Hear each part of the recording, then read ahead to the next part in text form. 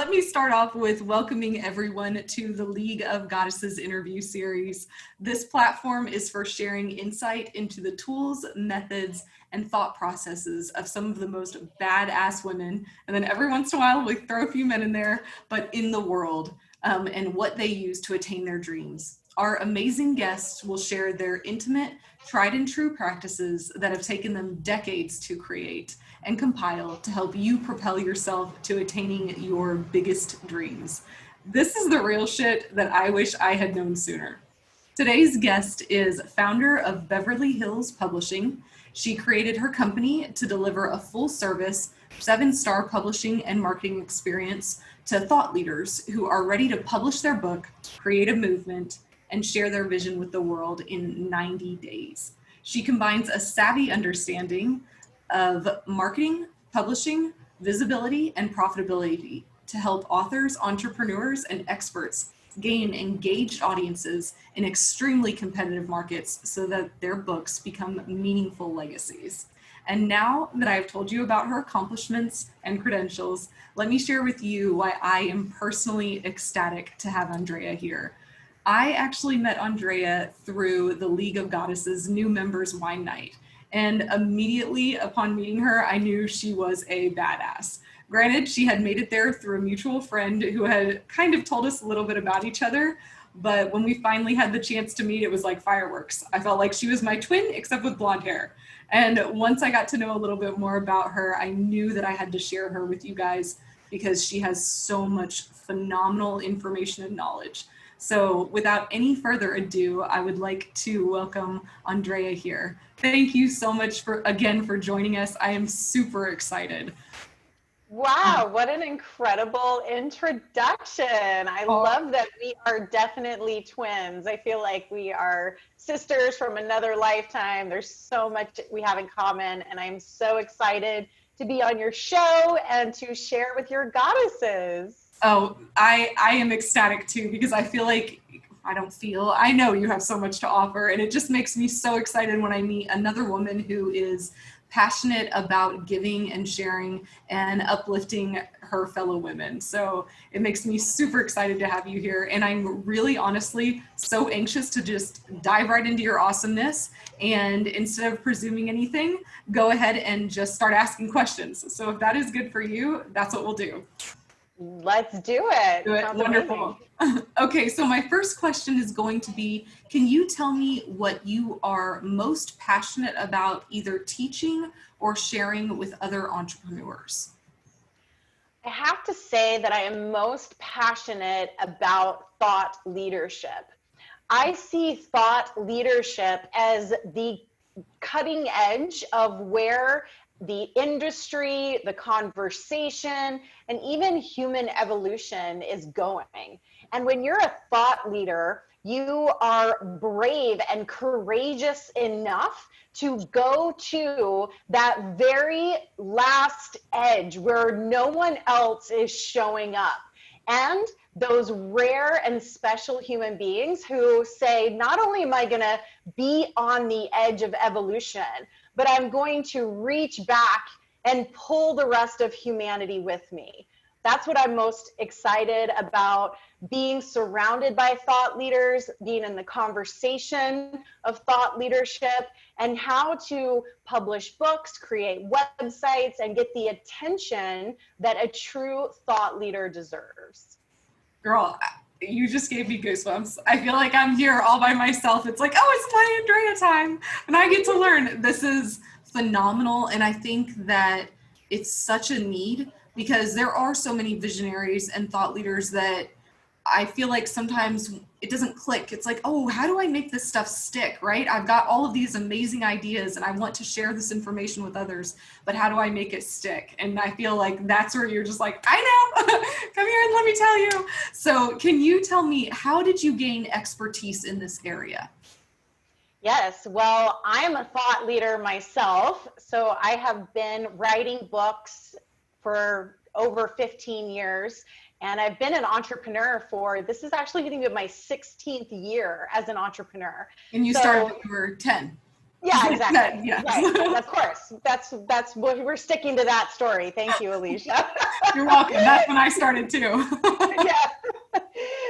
I was 26 and I had a nervous breakdown in corporate America. And I didn't know at the time that it was my soul calling me to push myself out of my comfort zone and to follow my dreams. It was crazy, scary. Everybody thought I was absolutely crazy. And especially because I love competition, I love competitive markets. So I have built thought leadership in fitness and weight loss, which is one of the most competitive markets online or in the world. And now I am a thought leader in publishing for books and marketing and publicity. And so I myself am a thought leader, which is why I'm so passionate about it. Because if I didn't understand all the small private choices that you have to make in order to show up to be a thought leader, then I wouldn't be able to support thought leaders in the way that I do when we get publicity and when we go public. It is those quiet moments when no one is watching. Those are the choices that where you decide, am I really going to go for it, or am I going to play small? Am I going to hide? Am I going to be safe? And I will tell you that this global shift that has occurred, it's not an accident. The thought leaders are needed more now than ever. And so I'm here to support other thought leaders in trusting their vision and going for it. Oh, I love it. I'm going to stop saying that because I just keep getting goosebumps while you're talking, and I'm like, oh yes, this is amazing. So that being said, regarding the thought leaders, what advice or tip would you share with us today that you believe just makes the biggest difference for them? What is it? Because you're talking about all these little choices and things. What's the biggest one? I know there's probably quite a few, but if you could only share one, what would it be? The biggest tip, advice I could give for a thought leader is to trust your vision. Trust the intuition that is coming through your heart, through your third eye. It's the vision that is created for you and only you. And no one else is going to understand it.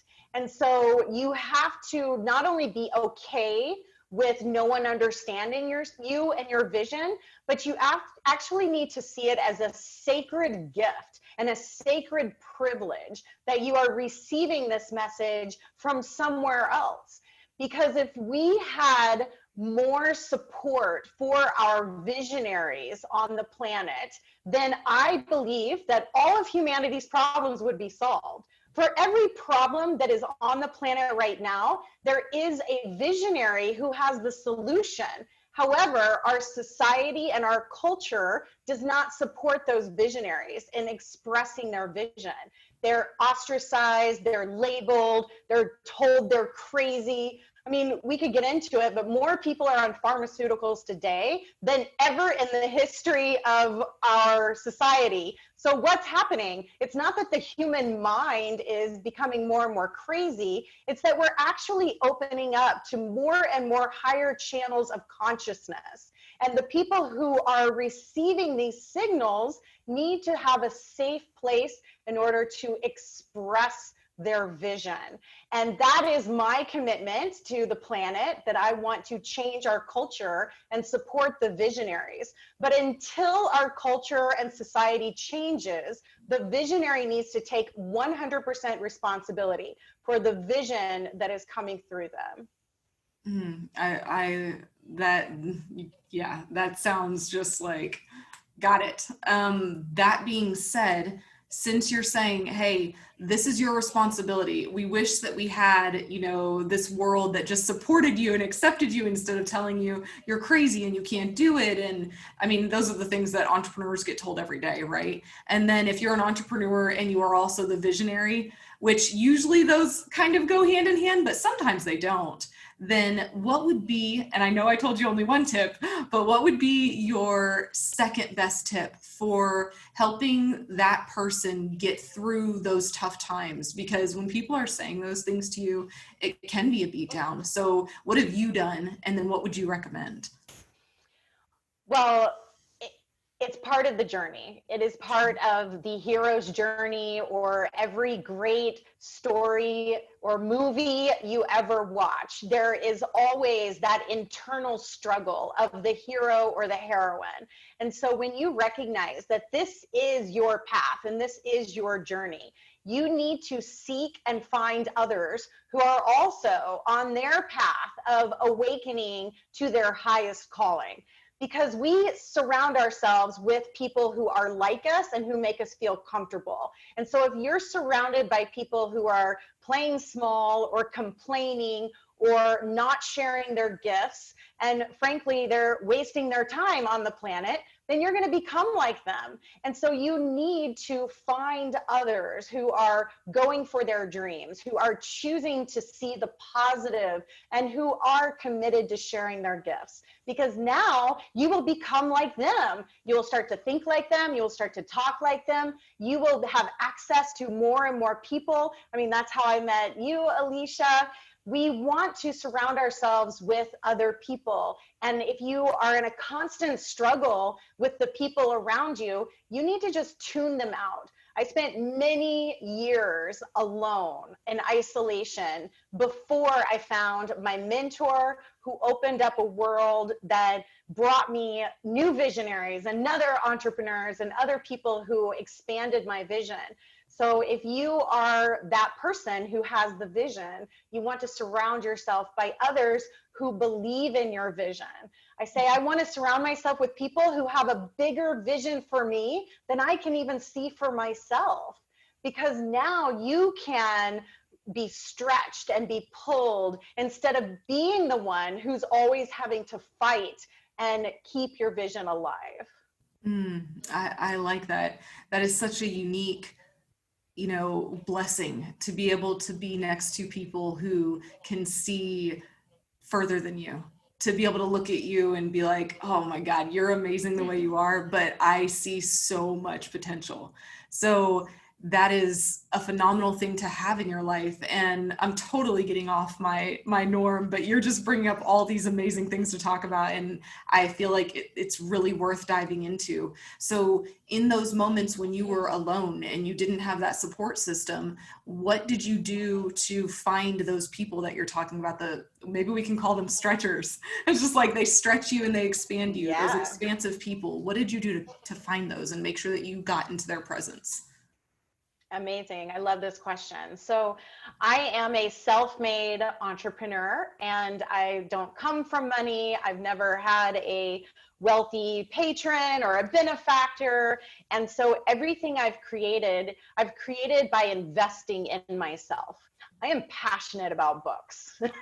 As a publisher, yes. And I mean, maybe it was my destiny to become a publisher, but I remember not being able to find anyone that I could talk to. But yet when I read books, that's what reminded me of my truth, and that I was on my path, and that there are other brave souls who have gone through the trials and tribulation of awakening to their gifts. And it was through books that I really accessed my first mentors. And then whenever I was surrounded by other mentors and visionaries, they saw that I've educated myself. I have a clear voice of how I speak and how my conviction and my values. And I had been practicing. I had been practicing for when the audience shows up.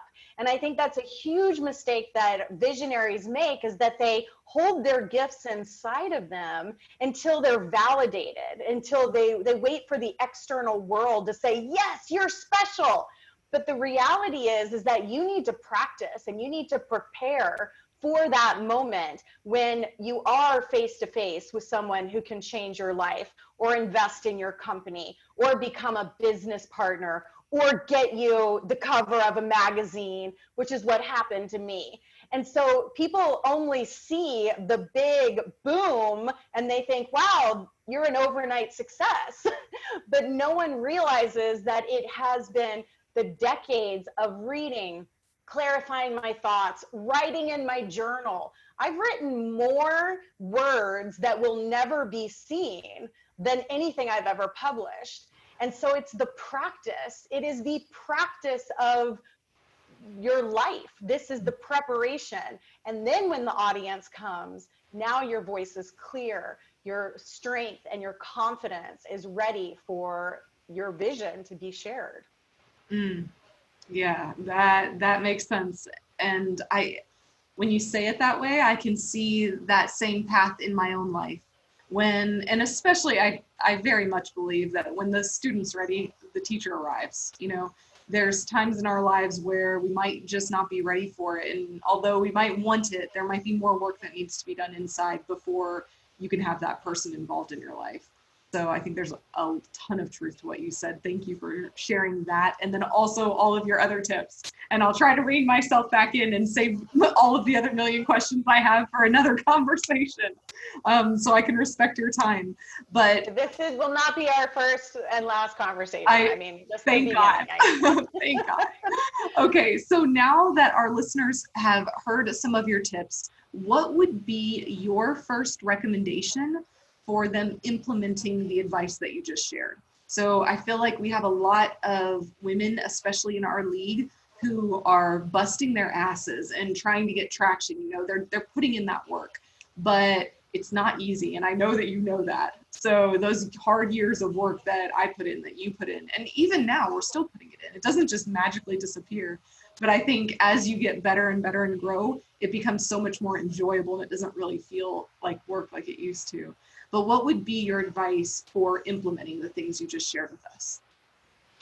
Well, I believe that to be a thought leader, you need to be great at a few skills. The first is that you truly need to be on the cutting edge. So be bold and be daring. And I say rule number one, do not be boring.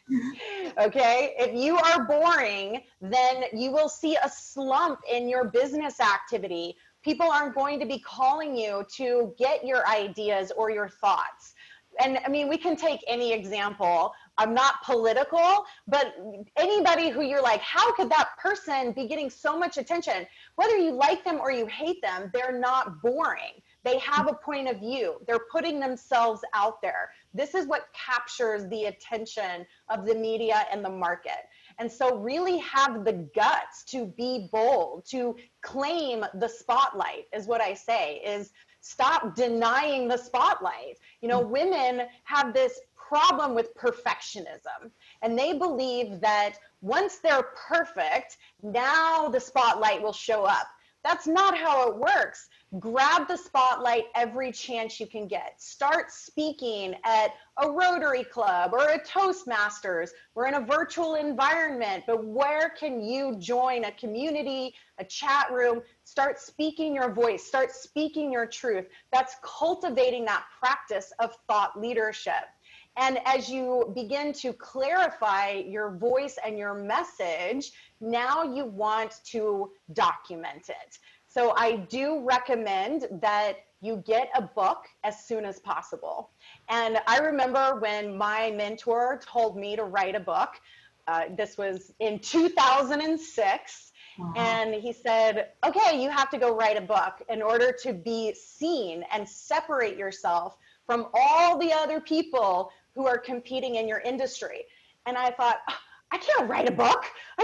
That's no way. I could barely write an email. But he said, you have to figure it out. You have to go for it. And I remember that fear and thinking, no one's going to read it. I'm going to sound so stupid. And I remember the only person who's going to buy it is my mom. That's it.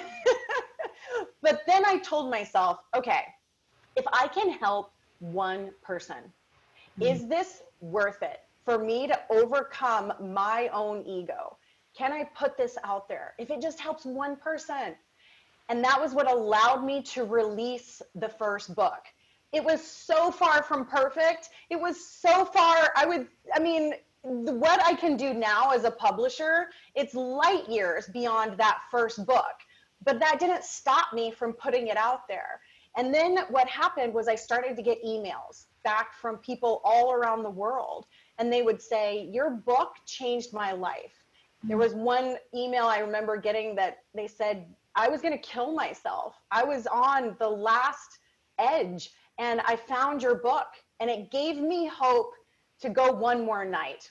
And then I found my love for myself and my complete life has changed. And so I think about that. I'm like, what if I never wrote that book? You know, that one person who found the message at that particular time, isn't that really what it's all about? It really is about service. It has nothing to do with you. And so get your book out there. It doesn't need to be perfect. It doesn't need to be amazing New York Times bestseller. Just get it out there, help people, serve people, because what that's going to do is it's going to feed your soul. It's going to feed your spirit, and it's going to lower that ego expectation of perfectionism. Mm. When you said lots of women have an issue with that, I was like, wait, what? Wait, who does? Oh, girl, I have spent many years dealing with that. And you said it right. It's your ego. It's just ego, 100%. And it's done nothing. I wouldn't say anything good ever comes out of it. It just stunts what should already be out there. And then it quickly turns from perfection masked in you want excellence to then, you finally maybe get it out there and you think it's perfect, and then you're insecure about it because you're like, oh shit, maybe I didn't do it perfect and I thought I did all this work. And it's just, you're so right. Get out there, give it your best shot, and just let the universe take care of it. And like you said, I mean, what would have happened if you hadn't had the courage to do that and that person hadn't gotten a hold of your book? So what a great recommendation to just go ahead and do it. Now that we've heard that your recommendations on those tips, can you take us to so far, of course, there are many more I'm sure to come, but like the apex moment of your career so far? Wow. The apex moment of my career. Yes, absolutely. So I started writing books in 2006. And I wanted to make a difference. I wanted to reach people with my message, and I wanted to have a meaning and purpose. I figured out early on that just money without soul was actually more damaging than if I didn't have any money at all. And so I decided right then and there, I am going to create a business of meaning. I am only going to create a product and a service that I can put my heart and soul into. And so by writing these books, every time I would write a book, I would get free advertising, the publicity, people would want to interview me, TV, this was all this great advertising that was even more effective than if I was taking out an ad, because they were talking about how amazing I was and they were interviewing me. And so I just kept writing more and more books. That was just kind of my thing. It became my marketing approach. It became my commercial. And so every time I would write a book, I would put it up on social media. This thing called YouTube came along. It was back in 2007. And it was like, what's YouTube? Maybe I should put some videos out there. Well, flash forward, I have over 10 million views on YouTube, and it just happened to be the right time, the right place. And I tell everybody this. I'm like, you have no idea when the next YouTube is around the corner. Things are shifting every 6 months on the internet. Be innovative, be daring, be bold, go for it. Because that perfect synergy of me publishing with the social media, and then the media started to pick it up, and they were like, wow, look at all of her views. But I was more than an influencer. So there's an influencer that just has an audience, but I was a thought leader because I'm publishing books. And so the day that Women's Health and Fitness magazine put me on their 21st cover of it's their 21st anniversary edition. They put me on the cover. And when they told me that I was getting the cover, First of all, it was like, whoa, I'm 37 in the photos, which to be a fitness model above 25 is like unheard of. So to be 37 on the cover of the #1 fitness magazine in the world was an incredible feat. But more than that, they said, Andrea, you're a thought leader. We want to interview you. Your ideas about health and women's health and your philosophy, what you're writing in your books makes you special. You're not just an influencer. And so I have the magazine. Someday I'll show you the actual magazine. But they gave me the interior cover. And they said, we've never done this before, but they put me on the cover and then they interviewed me as a global thought leader in women's health. Wow. And that was the moment where I realized, oh my goodness, if I wouldn't have written that first book, and if I wouldn't have kept sharing my message with the world, I would never have achieved that kind of status. And that solidified my authority. You know, no one argues if I'm a health expert, right? It's like, oh, have you seen my cover? Yeah. And so that level of credibility and authority, you cannot buy. It is only from being a thought leader and making a difference with your voice and with your ideas. That is phenomenal. I think that would probably be an apex moment for any woman I know. So first of all, congratulations. That's phenomenal. I can imagine that your mentor was just like, I told you. Are you still friends with your mentor, or are you like a friend-tor now with them?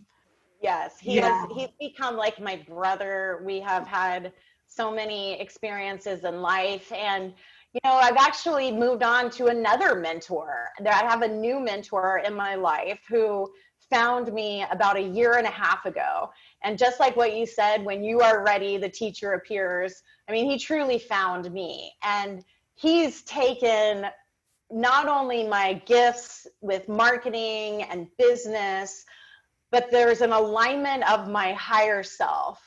And I could cry thinking about it, but it is now, I'm no longer in the struggle of fear or a paradigm of scarcity, or there's not enough. And a lot of entrepreneurs are addicted to the hustle. And I was so addicted to that hustle. That's where I got my self-esteem. I was like, oh, I can survive no matter how hard it is. Look at how I can compete in the most difficult markets. You know, look, I'm an internet marketer and I'm a woman surrounded by all these men. I'm like, I put myself in all these situations where I thought that the hustle was what made me strong. And it was only from him helping me wake up to realize that the hustle was actually keeping me stuck.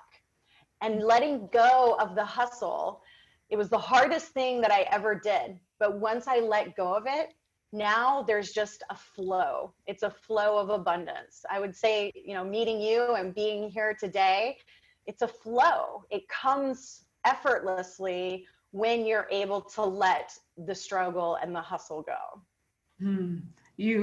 I feel like you're just hitting home for, at least for this woman, right and left, because I understand that hustle, and I understand, and I don't know how you were, but a lot of where we got originally, or at least for myself, I feel like I got there with that, right? Because you were willing to fight harder, work longer. You just know how to take things and create what you need out of it, right? Versus letting things just happen to you. But you're right, that becomes so addictive, and there's a reward for it, right? So every time you hustle and you accomplish something, you get that reward feeling of, I did it.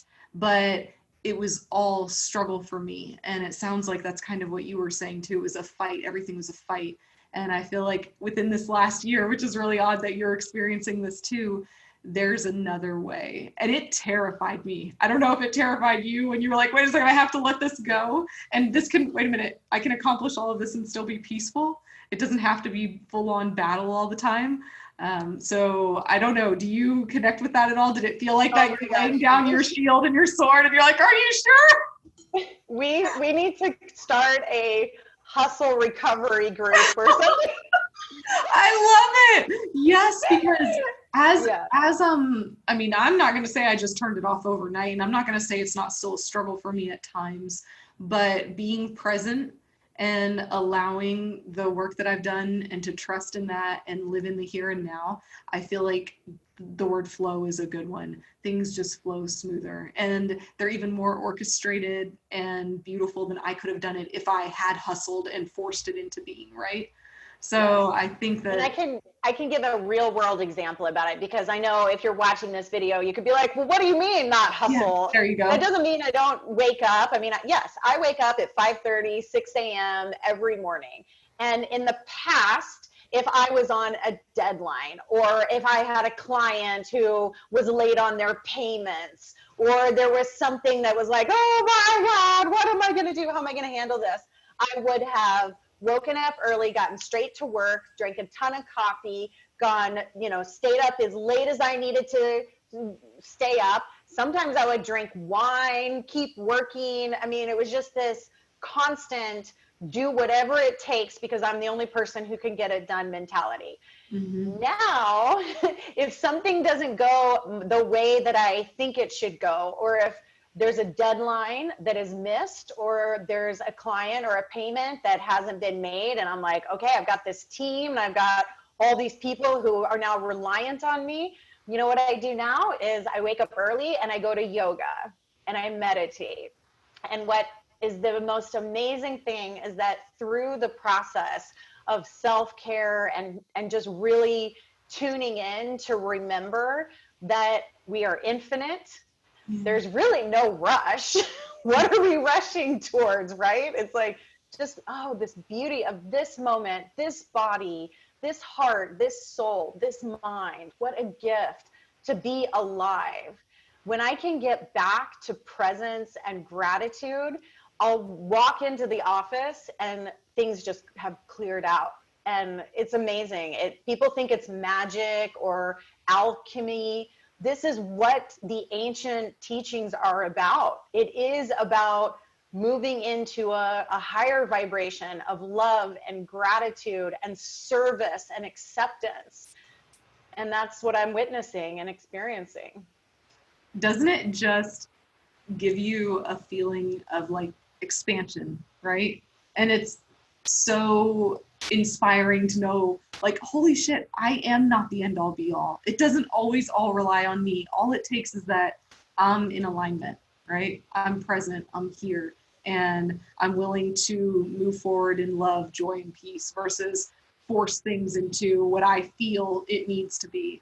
So I'm not gonna say I don't want women who are in that struggle where they're having to push and try so hard to discount what they're doing, because sometimes it is hard. The work is hard, but if you can get present, it becomes so much easier. It's not that the work, and I don't know how this is for you, but it's not that the work still isn't hard at times, but it's peaceful and it feels like it's flowing and it's smooth versus being forced and jammed. Does that sound right to you? Absolutely. One of my mentor talks about effort versus struggle. And so the effort is the warrior intention. When you are an entrepreneur, a thought leader, a go-getter, a type A personality, you naturally have that inclination of motivation and movement. And so the effort is actually part of our identity, part of our essence, if you would. But the struggle is what's optional. The freaking out or the stress or the fear. I'll never forget the moment I said, I'm not going to let fear dictate my life anymore. I had a horrible divorce. I had built my empire up. We had a 5-story mansion in Malibu. We were this power couple. I got the cover of the magazine. And then he ended up having an affair with my bridesmaid and leaving me. Well, yeah. So it's in the book. I write about it. But like, it was a turning. You do make a chapter. That's a whole chapter. Exactly. But I went from this, okay, everything I ever wanted to everything collapsing, total annihilation. And I had to recover emotionally, financially, but most of all, I didn't trust myself. That was the hardest part, because this was the husband I chose. This was the best friend who I chose. And I began to worry, what if I don't make good decisions? What if I can't trust anyone?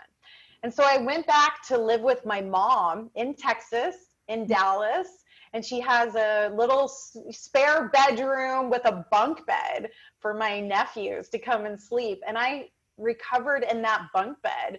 And I would wake up every day just depressed and scared. And I remember being so afraid about, like, oh my gosh, how am I gonna get my life back and my life together? And there was a moment where I just said, you know what? This fear thing isn't helping anything.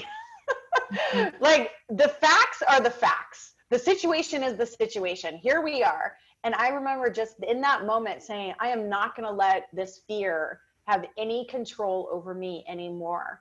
And it was a release.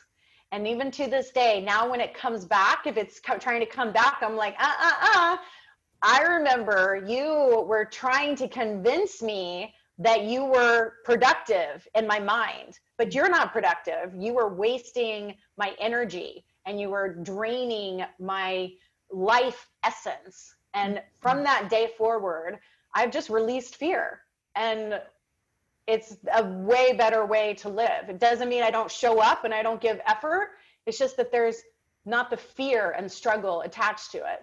I love that. There is such a difference between effort and struggle. And your mentor is smart person. I think you said he was a man, but smart man, because the effort, it's always good to give that effort and it feels good, right? And you know you're on the right path because things are clicking, but it's the struggle. I'm saving that one for myself. I'm like, oh, when you feel that it's a struggle, you've got it, right? That's when you have to pause, step back. Where's my ego getting involved?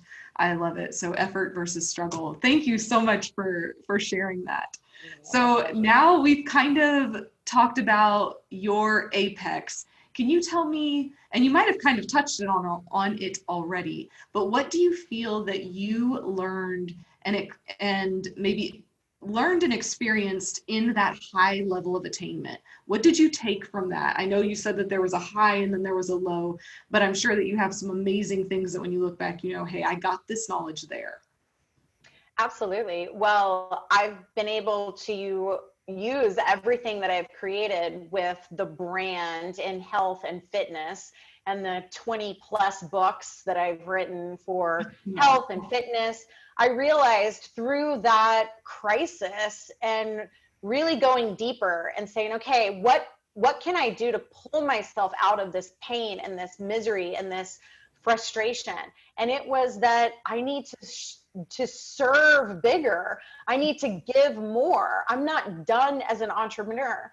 And as much as I love health and fitness, I feel like that body of work is done. 20 books on the subject, right? It's like, okay, now it's time for the new chapter. And so by wanting to support other thought leaders to get their message out by publishing their book, building their websites, getting publicity to come and share their message. This is now my way of, instead of just reaching the millions of people with my books and my message, which has been a gift, but now I get to be behind the scenes and I get to be supporting thought leaders to make a global impact and to start a movement, or even if it's just to share their gifts with the world, to write a book and release the book. That's like, it's a moment that I share with my clients, and when they become an author, their life is changed forever. They are now a published author for the rest of their life.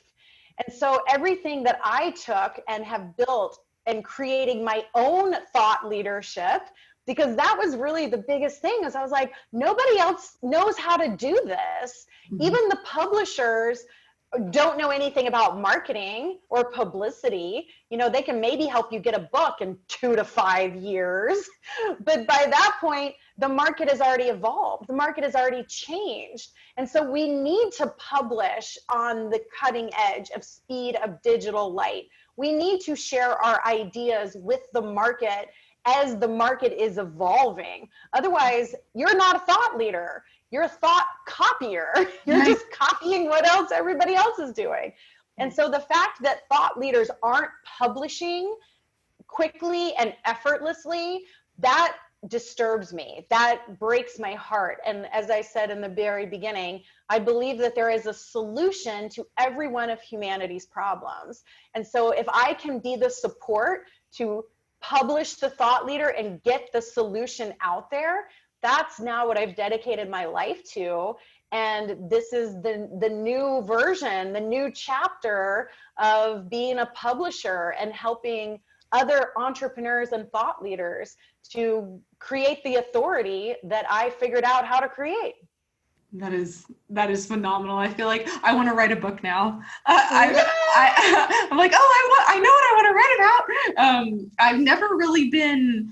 I've never, I guess, thought about it the way that you just said. Hey, if you're on the cutting edge, why aren't you sharing? Because if you're not going to share it, first of all, why are you being given that gift? Because that's kind of sad. It's like, okay. And then if you're not going to share it quickly, then you're not a thought leader anymore. You're a copier. So that is an amazing way to put it. And I think that you have such an awesome chapter there, because I've heard people talking about it. And even myself, if I wanted to really write a book, I wouldn't even know where to start. And I think a lot of times with thought leaders and entrepreneurs, we're so busy, and I hate that word, but we're all busy doing our thing. And we forget that we need to give and we need to share. And this is an amazing outlet for doing that. So I'm so happy that you're there and able to help guide people who are ready for that experience, because to me, it sounds like probably the most efficient way to do it, which I love efficiency. Just like, oh yes, please, let's go about it this way and not make mistakes that somebody else already made and learned from. So what a lovely position and chapter for you to be in. I'm totally going to switch this up now, and I'm going to ask you about your childhood. I want to know, who was Andrea before the fame, the glory, the magazines, the 20 books? There's 22 books. 22? I just published my 26th book. Okay, 26. I'm so sorry. 26 books. So take me back to the beginning. Where did you grow up? We know it was in Texas, but what was your family like? How did you become you? Wow, that's beautiful. Okay, so I grew up in Dallas, Texas, and I am the middle daughter of 3 girls. And, I've always been different. I've always been really different than the rest of my family. I've always felt loved, but very misunderstood. And it wasn't their fault, they didn't know what to do with me, and whatever. So looking back on it now, it's like, well, we chose the parents we chose for exactly the reasons we needed to choose them. And I remember being a teenager, and my parents had issues with anger. My father has an alcohol addiction. There was violence and just a lot of unhappiness in my house. And when I became a teenager, I rebelled. I rebelled really big, and I started to run away, and my parents didn't know what to do with me. And so it was this like struggle of, no, I want my identity, and I don't respect you, versus they were now trying to like contain me. And so it was a really difficult time. It was really difficult. I will say that what I experienced in my childhood and adolescence, that's definitely where most of my karma was undone, because I had to go through so much pain. It was really, really difficult. Once I went to college, I was able to start venturing out on my own. I think my parents were like, okay, she's raised. Thank God, she's done. She's out of my house. So like, whatever. But that was also when I started to find personal development. I'm very blessed that I have had self-growth, personal development. I've been a yogi for 20 years. I've meditated for 20 years. And so I have been on this path of radical self-awareness. And it was in my mid-20s that I had all this anger towards my parents, especially my dad, and I blamed him for all the difficulty in my life, all the problems with men. And I remember being at a seminar, and they said that whoever you want forgiveness from, call them and ask for their forgiveness. And that was this, whoa, you mean why would I ask my dad for forgiveness? He's the one who owes me an apology. He's the one who screwed up my life. But I just was like, okay, I'm on this path. I am taking 100% radical responsibility. And so I called him and I said, Dad, will you forgive me? Will you forgive me for blaming you for everything that's ever gone wrong in my life?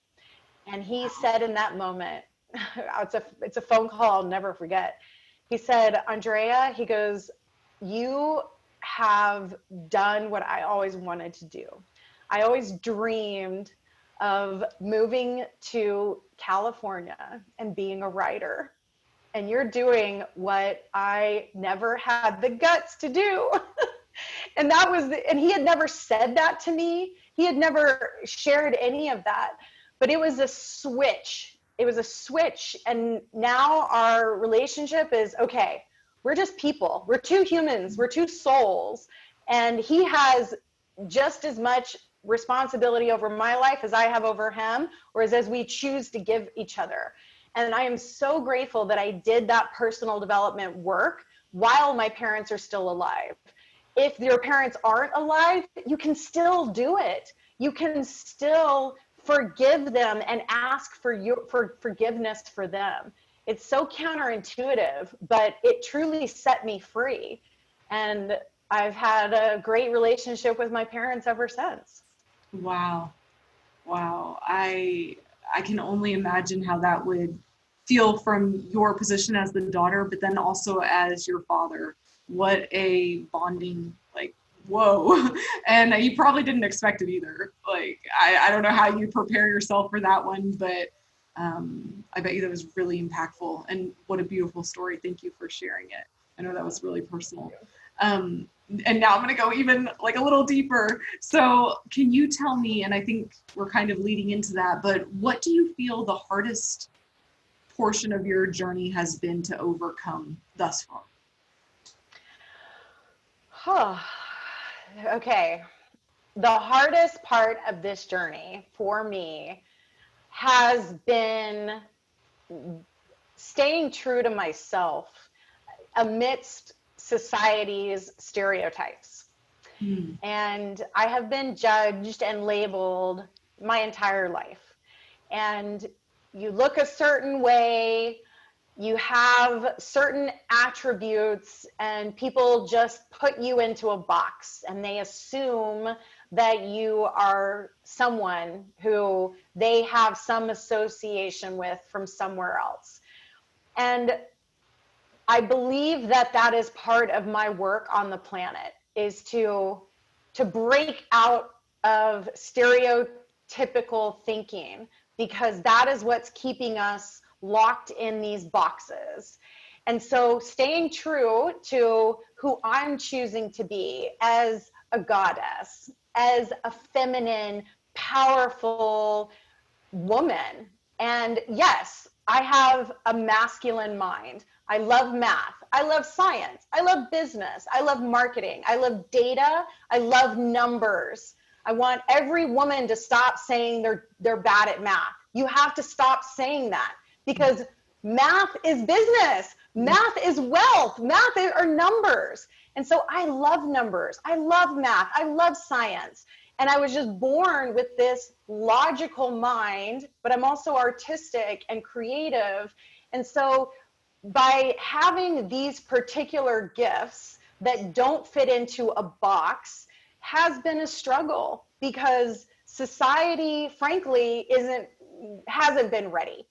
You know, and you look back under people who have broken through and they're on the cutting edge because they're different and they're special. And just because society doesn't put them in a box doesn't mean that they shouldn't stay true to who themselves. And I believe that addiction comes from the thought leader losing their sense of self. And so I've stayed true to myself.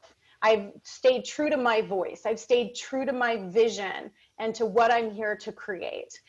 The struggle has been that I'm a thought leader, which means that the cutting edge is the horizon that will never reach the end.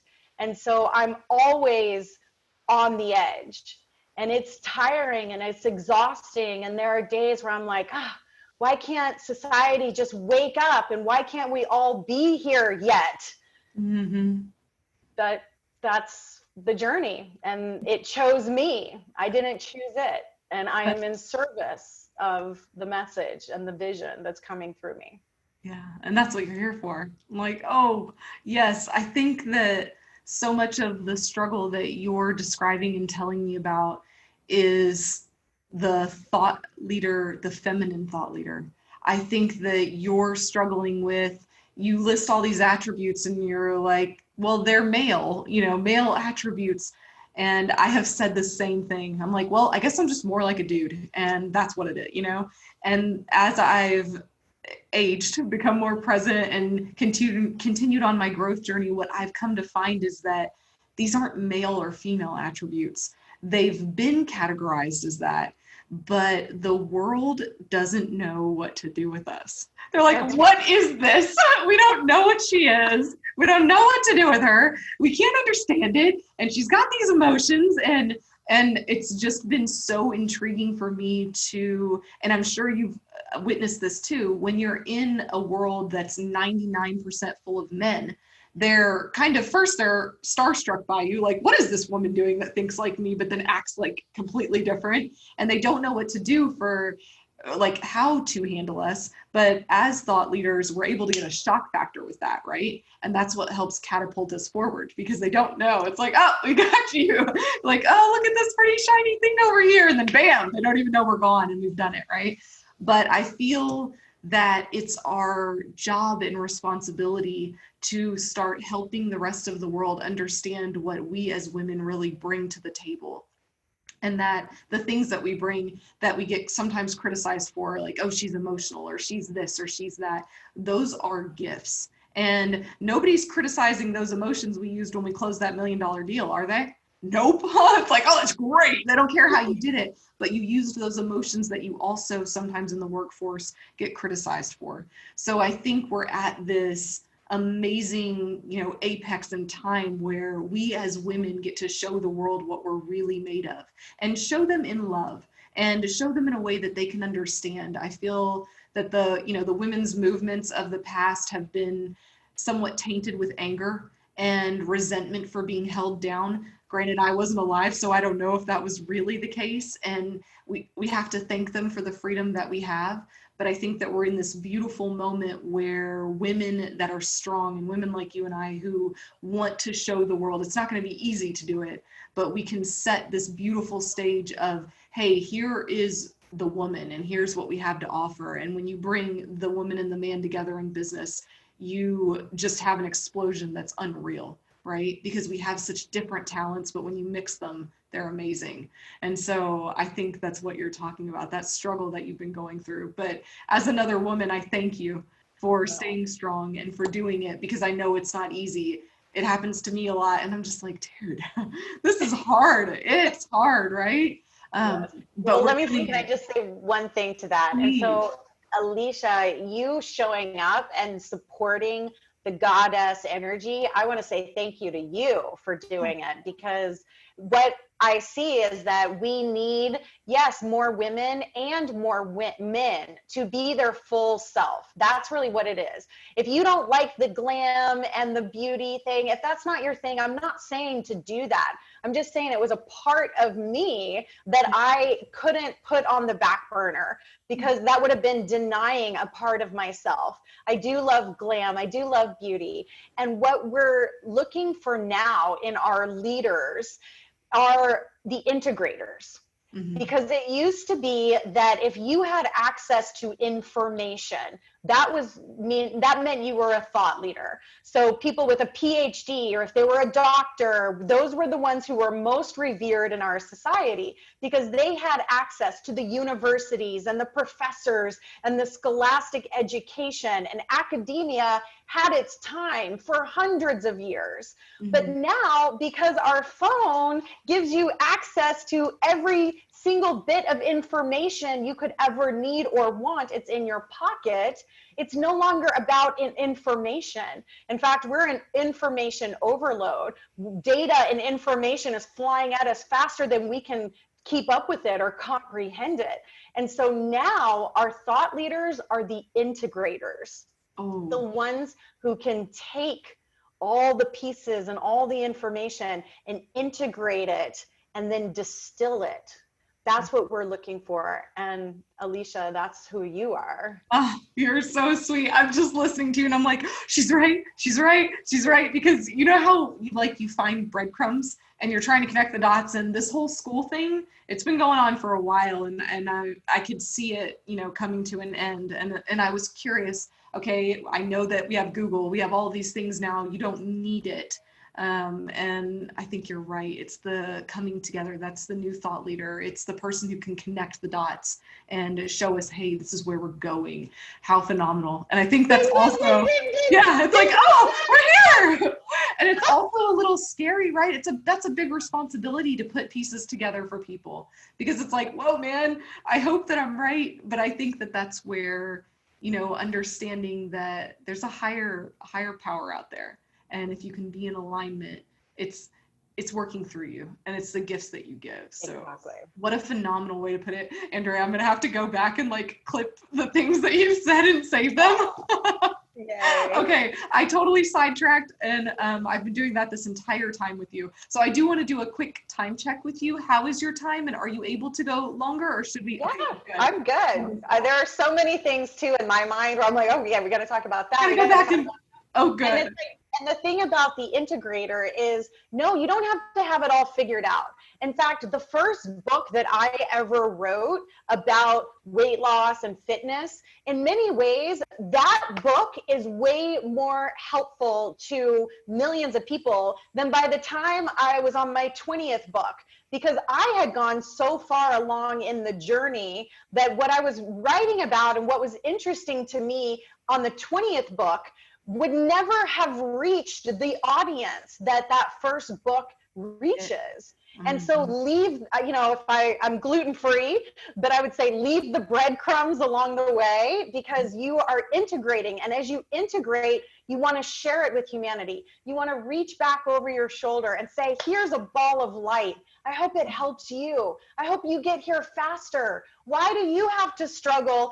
Because I've already done the struggle. And if I can help to facilitate the awakening and eliminate the struggle on the planet with even one human soul, isn't that worth it?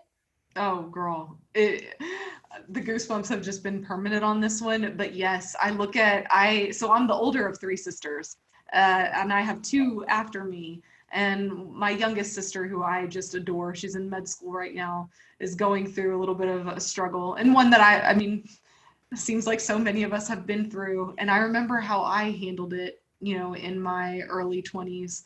And I look at her, and as I've grown as an individual, I've always done that. Like, hey, let me share with you, because she's so eager and hungry to learn. And I'm watching her handle this scenario, and I just have to tell her, I'm like, you are just such a badass dude. Look at this scenario. Look how I handled it. Look how you handled it. We have the same genes, but look how much you can grow and how much further you can go if you have somebody's shoulders to stand on.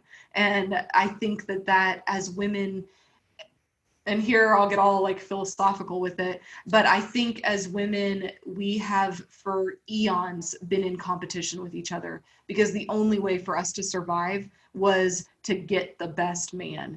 That's it. You got the best man for the genes, you got the best man for the money. And so no matter how much I loved my fellow woman, she was my competition to a good life. And it's just not that way anymore. But breaking those genes and those things that have been passed down for generations in ourselves to realize that, you know, what I accomplish has no bearing on what you've accomplished. And you can be a huge, extreme, amazing, badass person, and it doesn't make me look any smaller, right?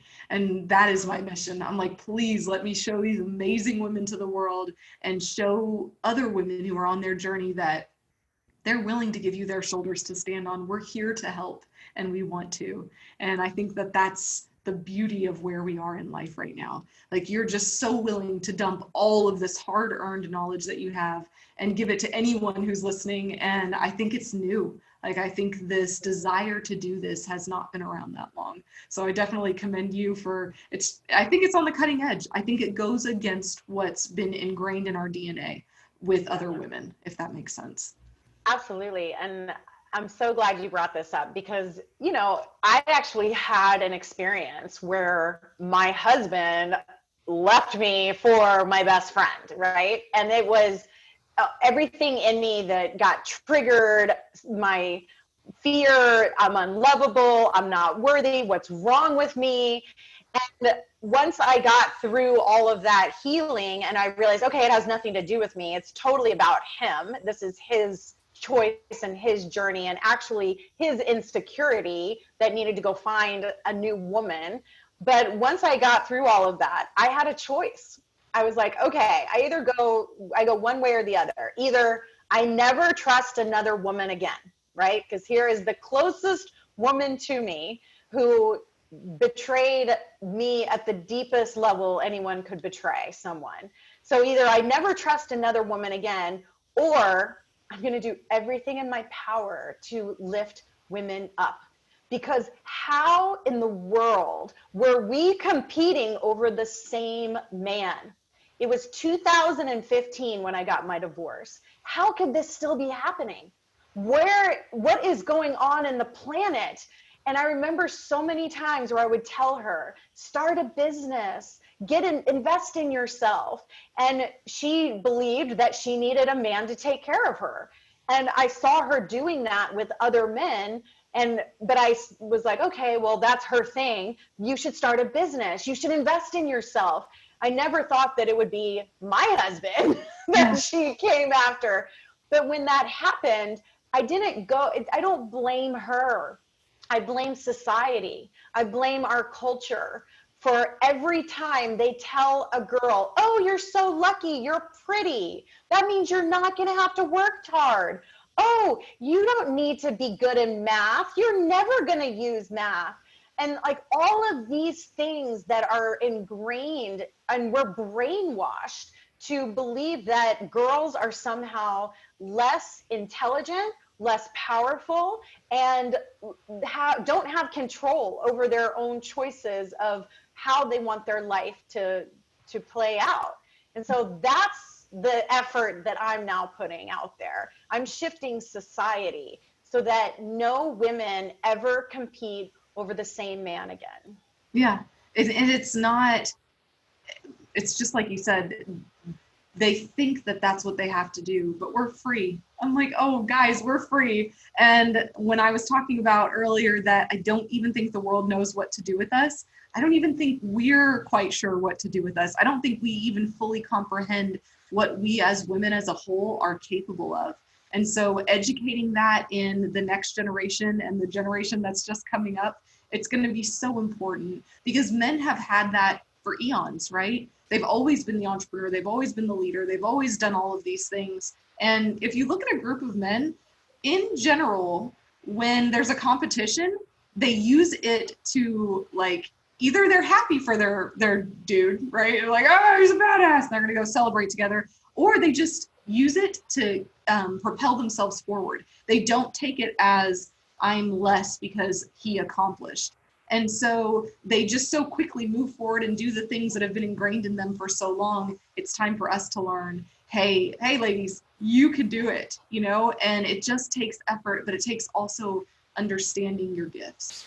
And so I think that there's such a huge need for women who are accomplishing and are on that front edge to remember to turn around and reach backwards and be like, hey, come on, here's what I found, or here's what I did.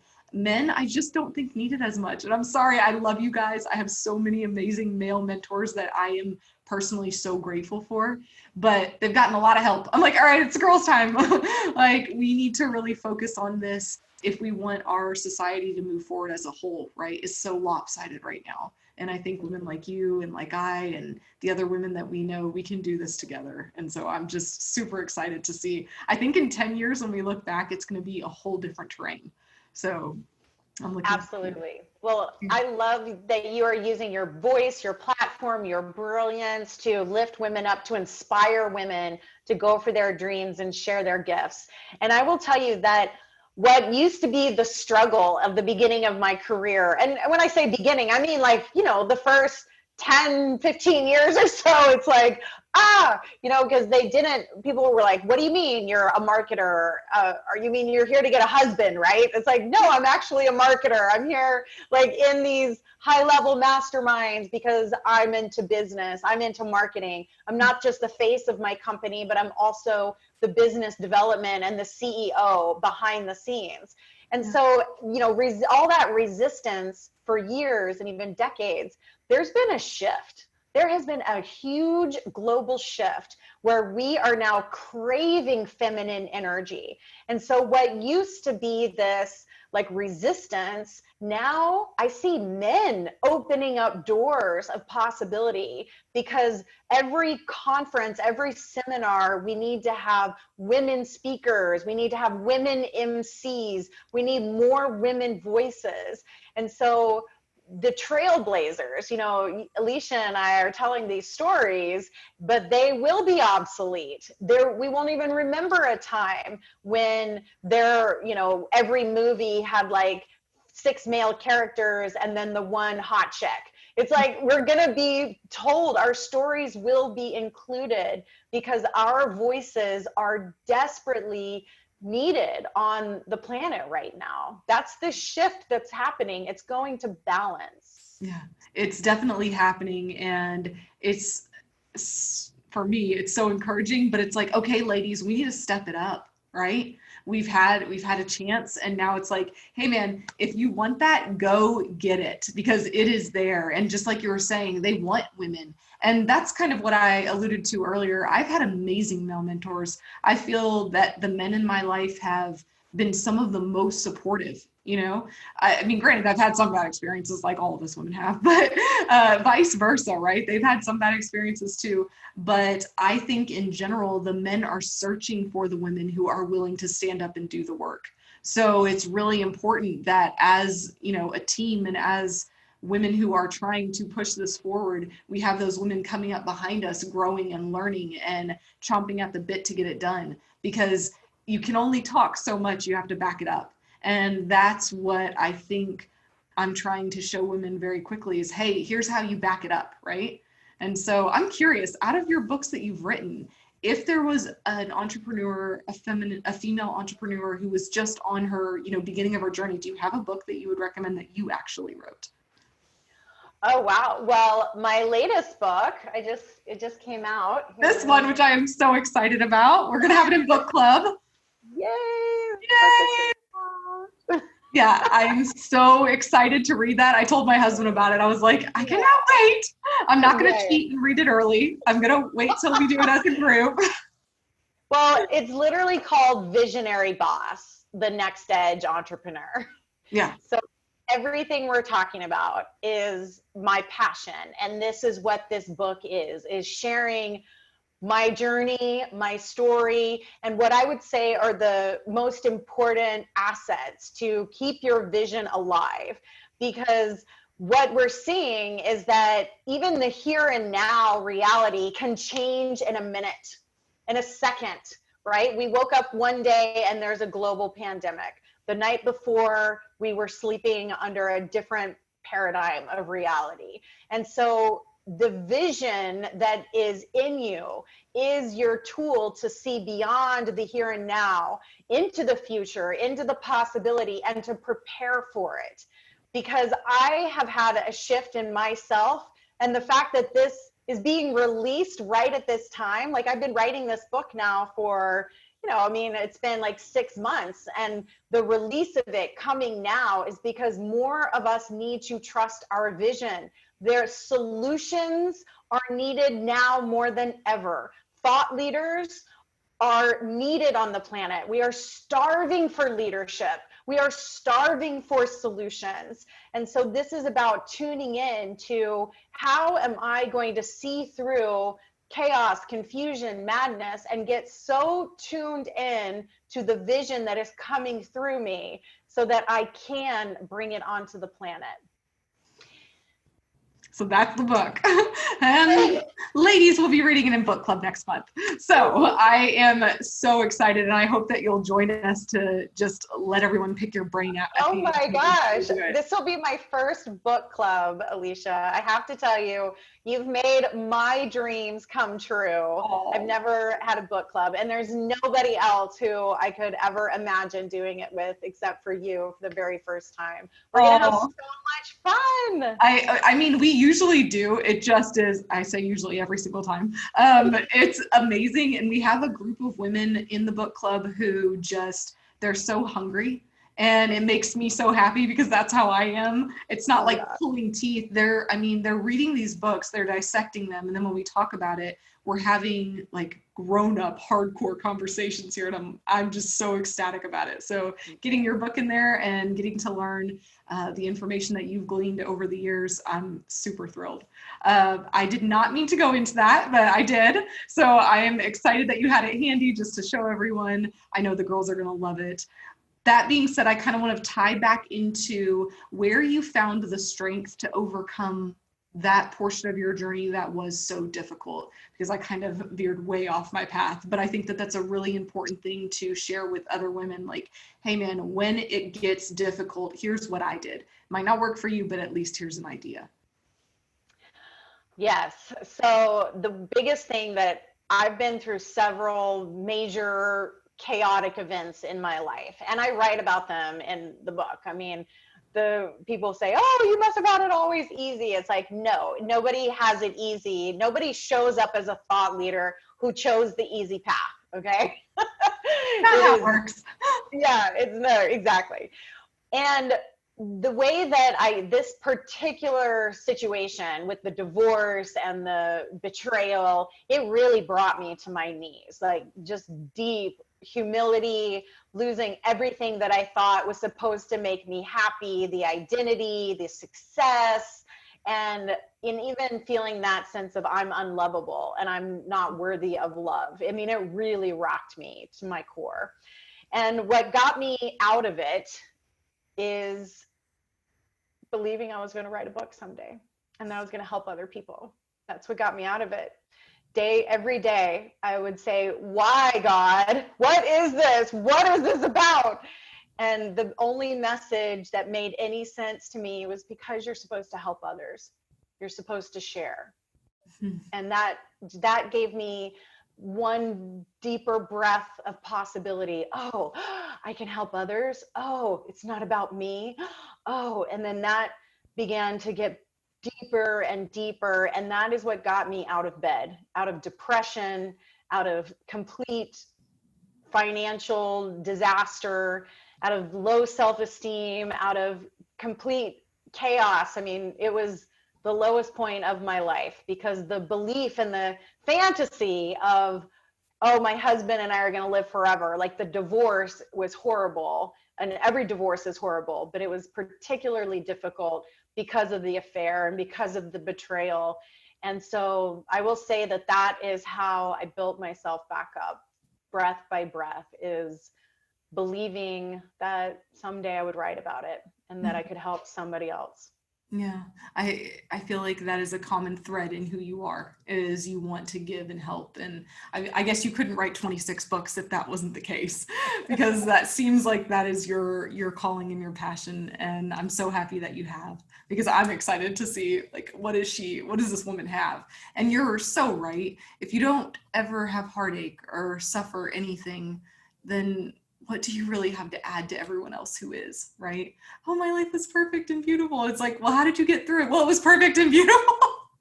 Like, okay, so where's the pain and the struggle, and how did you, surmount that?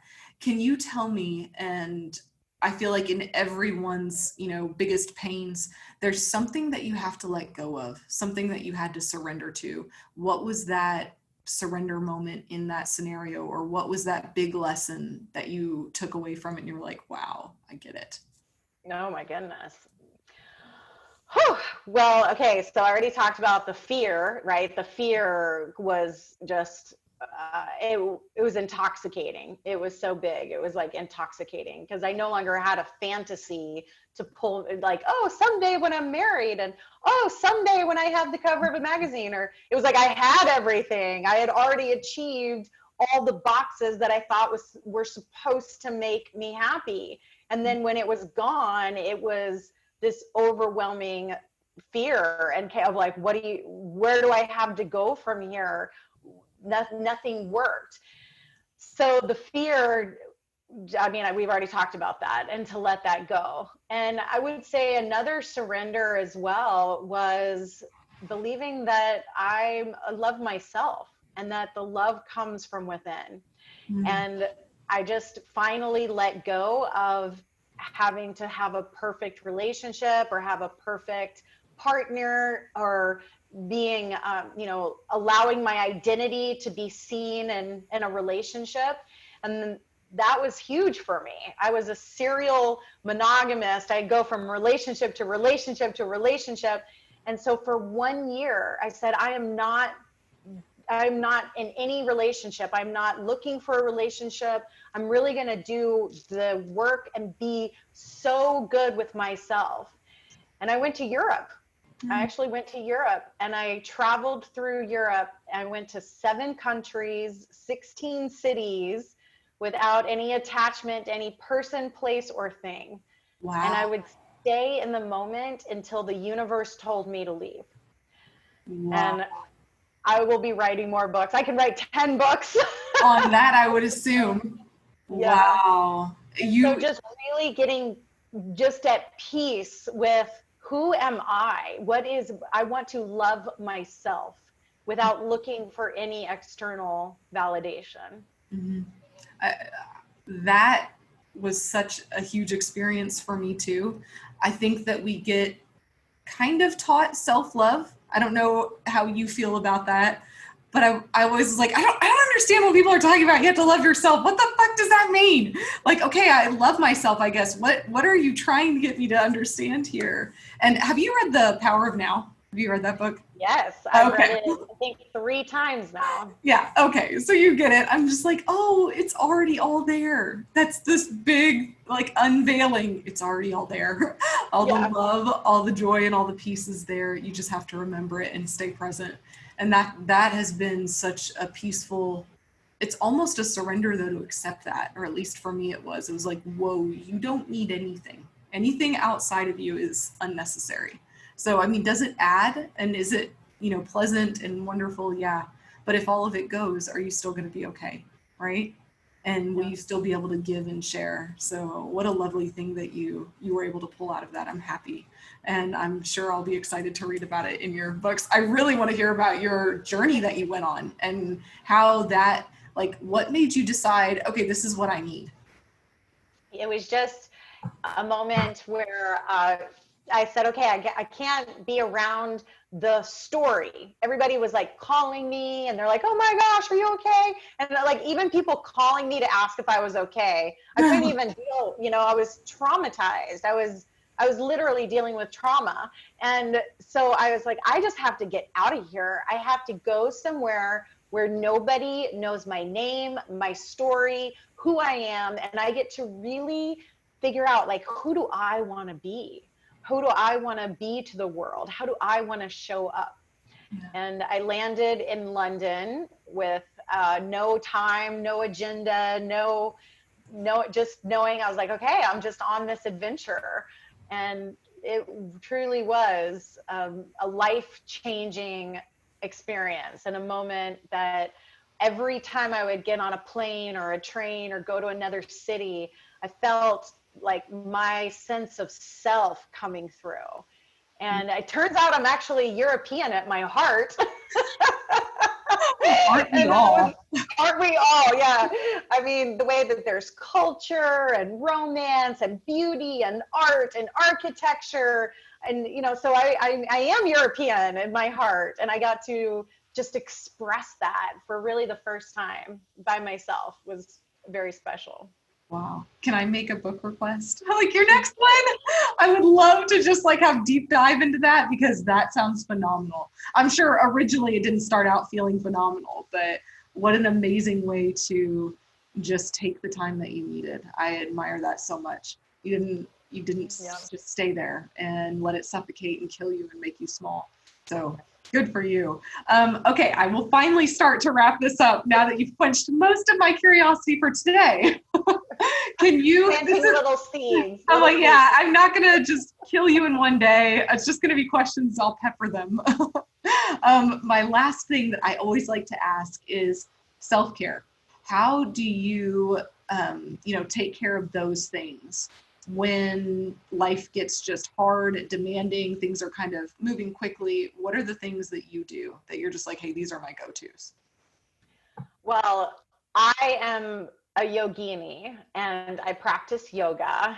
Yoga has been a part of my life for over 20 years. And if I don't practice yoga for a week, then things start to happen. My lower back starts to cramp, but most of all, my energy, I start to feel the negativity and the toxicity coming in and taking over my brain and my body. And so it is my ritual, it's my church, it's my spirituality, it's that deep me time with me where I go into my breath, my body. And I'm so grateful that I have that sacred practice because I actually feel like I get younger. I have more energy, I have more happiness, I have more enthusiasm for life. And when you go through traumatic experiences, like what I've been through, it's a self-healing catharsis. And it's also a place where you can play with trusting yourself, play with balance and play with your strength. And when you fall down, you laugh at yourself. And so it's a metaphor for life. It's a metaphor for putting yourself out of your comfort zone, because everything that I cultivate in my yoga practice, that's how I show up as an entrepreneur. Ooh. That's the lessons that I've learned through yoga is really how I show up as an entrepreneur and as a thought leader. So if you haven't brought yoga into your life, I definitely recommend that as my number one self-care. I'm also really big into baths. I take a lot of baths.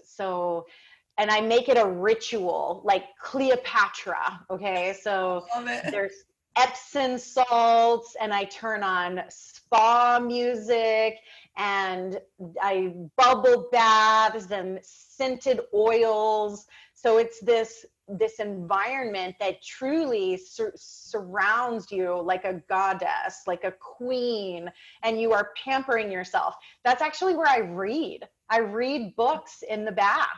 So, even if it's 15, 20 minutes at the end of the evening, then I'm able to read while also spa environment. And then on Sundays, I'll do a face mask and a hair mask, and I'll be in there for like 45 minutes. So it's like a ritual, a cleansing ritual. I love water. I have to live by the ocean. I drink tons of water. So water, self-care is all about fluid, getting your brain healthy, getting your body healthy, and your breath is your number one nutrient. So yoga breathing, practice breathing, deep breathing, and then the number two nutrient is water. If you can just flood your body with those two nutrients every single day, then you will never age. You'll feel amazing. It's funny you say that. I know you're right too. My husband, I didn't realize, sometimes like when you get stressed out, you don't breathe deep. And then he was like, you're cutting oxygen off your head. How do you think that's going to work out for you? And I was just like, whoa, hey, shut up. Wait, you're right. I know, but shut up. And it's just really intriguing when you realize, whoa, I'm not breathing well. So, and it's such an easy thing to fix. It's like, okay, just be present. Take a few really big, deep breaths. So yeah, in the water. Those are all great ones. So thank you for sharing those. I finally am about to wrap this up, but I keep saying, I'm getting there. But as we wrap this up, is there maybe one thought that you would like to leave our listeners with? Maybe something I didn't ask you about or you feel would greatly impact others? Wow. Well, we have covered a lot. You're an incredible interviewer. Oh, you're very sweet. Seriously, this has been great. What I want to leave the viewer with is trusting your gifts and knowing that your gifts are special and that they are in you to be shared. And if you have a desire to express yourself, share your gifts, leave a legacy for your life, then I just want you to know that I believe in you and I see you in your fullest expression. And I'm holding that vision for you. And even if you can't see it in yourself right now, I see it. I see your greatest possibility and your greatest potential shining. And when you just surrender to that, even if you can say, okay, well, I don't see it, but if she can see it, then maybe there's some truth there. If the more you can trust and surrender, then the more it will shine through. And so we are all raising the vibration by shining onto one another. You know, a light of a candle lights another candle, but the first candle doesn't get any dimmer. We're all lighting each other. And so by you sharing your light and your gifts, you'll never know who you could reach and who you can touch. And that light coming through you I believe that's why we're all here. I believe we are here to connect and to share our gifts with each other. Oh, it's beautiful. And I agree too. I love that you shared that. Thank you. And that's such a pretty analogy because you're so right. Your light doesn't ever get taken away from. You can't take away from it. It's light. So beautiful. I do actually have a few questions for you from our Q&A. That people submitted. So I've got two, and then I'll check also our live feed and see if there's anything else. But the first question was from Crystal, and she asked, what are the key points that you can give about marketing a book? Okay. So marketing a book actually starts before the book is written. And this is probably the biggest mistake that I see authors making is they either self-publish or they go with a publisher and they spend all of this time and energy on the book, and they write the book, they struggle with the book, they edit the book. Finally, the book is ready and they say, okay, who wants to buy it? Who wants to sell it? Well, if you're trying to market the book after the book has already been written and published, it's too late. You've missed the mark. You've missed the market. And so what I do before I ever write a book or before I ever have a client think about what book they're going to write is we do the marketing first. We do the marketing first by analyzing the market, understanding what is the market looking for, what is the market seeking, what is the market searching for.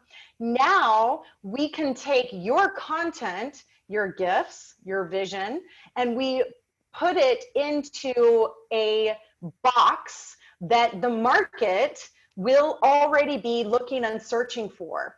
And so when we publish, 90 days, hopefully, we're done, we release the book, and we don't have to try to convince somebody or force somebody to buy it because the market's like, oh, I've been looking for this. I've been searching for this. So you are so tuned in with the market before you ever start to write a book. That is the number one marketing tip I could give you. Oh, girl, when you said it, I was just like, genius. That makes so much sense because you could see how someone would do it the other way. And then, of course, that's the logical way. But if you don't know, how would you know, right? And no one like tells you this stuff. So what a great question. And then, of course, a phenomenal answer. Thank you for that one. The second question that was on there was, what was the first book that you published besides your own? Ooh, that's a Do good, you interesting. remember? You're like, it's I been know, a I'm like, while. so let me think about that. Hold on, it's coming to me. It's coming to me. Okay. It was a beautiful book. It was a doctor.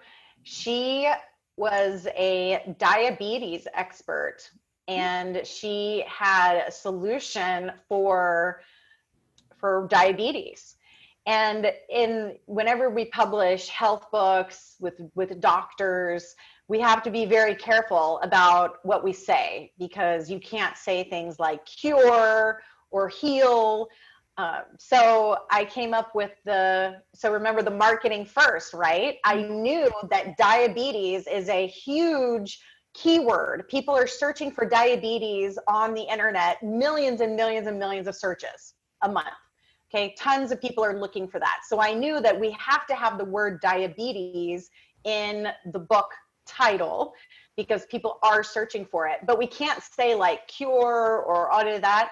So I came up with the title, Turn Diabetes Around. Ooh, I love it.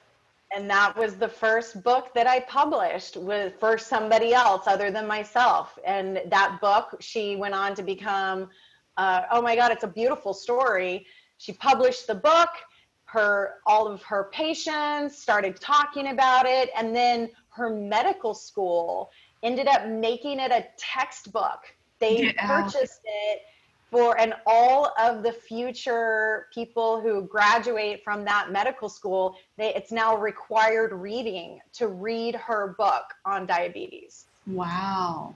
How awesome. Well, that's just phenomenal. Like, oh, these Yeah. questions are better than mine. I'm getting all sorts of good. They're like surprises for me because I'm like, oh, I didn't think about this one.